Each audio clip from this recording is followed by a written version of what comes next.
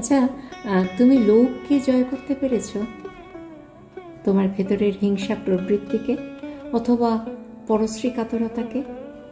পারোনি না? পারিনি। আমরা কেউই পারি না বা পারিনি।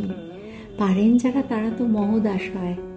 তারা কিরকম নিজেকে সর্বশান্ত করে দিয়ে কিভাবে উজাড় করে দেন না, মানুষকে ভালোবাসেন কত অকৃপণ ভাবে। নিজেদের ঝুলিতে কতটুকু এলো এসব চিন্তা তারা মোটেই করেন না। অথচ আমরা সবসময় অন্যকে পরাস্ত করে নিজের আখের কি করে গোছাবো তার চিন্তায় বিভোর হয়ে থাকি সবসময়। ছি ছি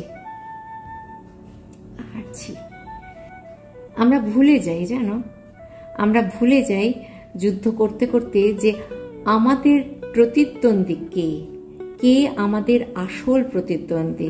ওই ABC, মানে যে ছেলেটি আমাকে ক্লাস টেস্টে হারিয়ে ফার্স্ট হয় সে, চাকরির ইন্টারভিউতে যে আমাকে টপকে গেল সিলেক্টেড হয়ে গেল সে, নাকি ওই যে যার দ্রুত পদোন্নতি হচ্ছে চাকরিতে সে?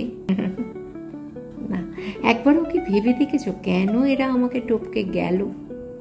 ওদের মধ্যে কি আছে বেশি যেটা আমার নেই, যার জন্য আমি প্রতিনিয়ত হেরে যাচ্ছি?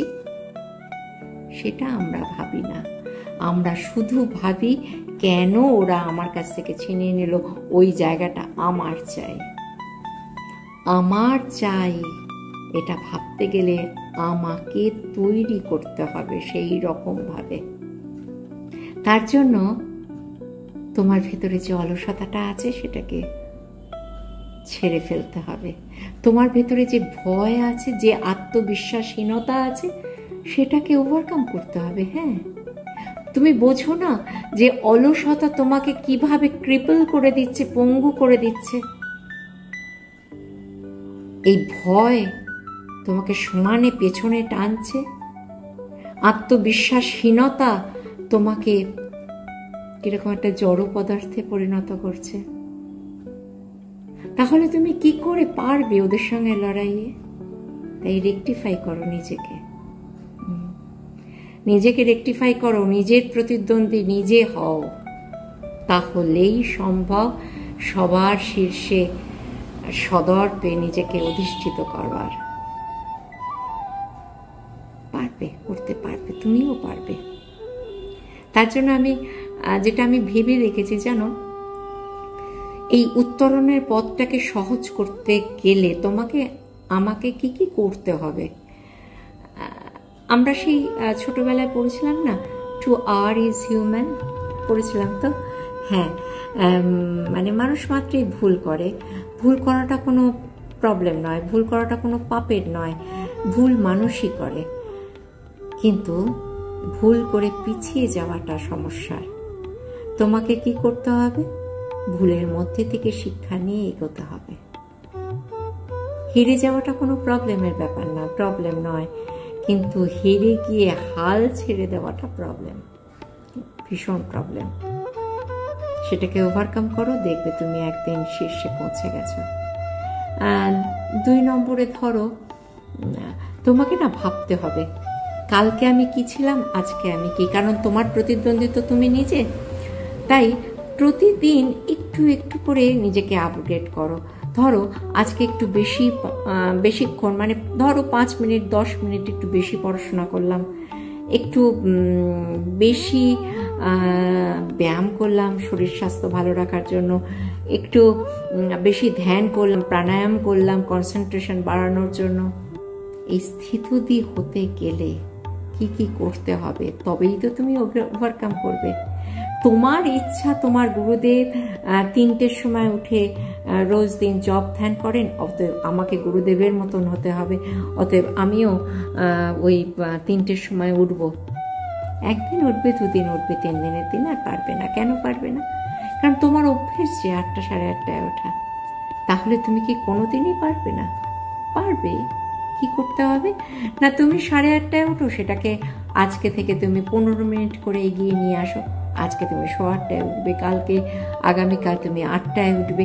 এইভাবে যদি 15 মিনিট করে এগিয়ে নিয়ে আসো যে তোমার শিডিউলটাকে, ওঠার শিডিউলটাকে, তাহলেই দেখবে তুমি একদিন তুমিও গুরুদেবের মতন 3টের সময় উঠে জব ধ্যান পুজো আর্চা করছো, ভালো থাকছো, পড়াশোনা করছো, যে যেরকম কাজ করছে। কারণ আমরা তো ছোটবেলায় পড়েছি, early to bed and early to rise makes a man healthy, wealthy and wise, তাই না? এই করো, দেখবে পেরে যাবে তুমিও। 3 নম্বরে আমি ভাবি যে প্রতিদিনের ট্র্যাক রেকর্ডটা রাখতে হবে। কালকে তুমি কিসে কিসে পিছিয়েছিলে, কেন পিছিয়েছিলে, আজকে সেটাকে ওভারকাম করতে হবে, তাহলেই হবে, একটু একটু করে উত্তরণ হবে। 4 নম্বরে ধরো, আসলে আমরা তো খুব অন্যেরটা দেখে মুভড হই। সোশ্যাল মিডিয়ায় এই ছবি দিচ্ছে, ও ওই করছে, তার কত ডেসক্রিপশন সে লিখছে, এগুলো দেখে আমরা প্রতিনিয়ত কষ্ট পাই। আসলে ভীষণ হিংসুটে তো আমরা, আমাদের হিংসা থেকে আমাদের এই কষ্টগুলো জন্মায়, যে ও পারছে আমি পারলাম না, ও করছে আমি করলাম না। কি করে করবে? তোমাকে তো নিজেকে তৈরি করতে হবে।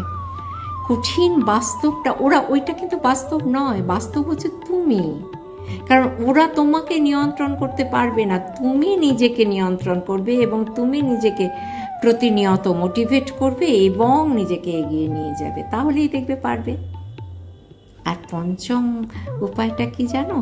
প্রতিদিন নিজেকে চ্যালেঞ্জ দাও।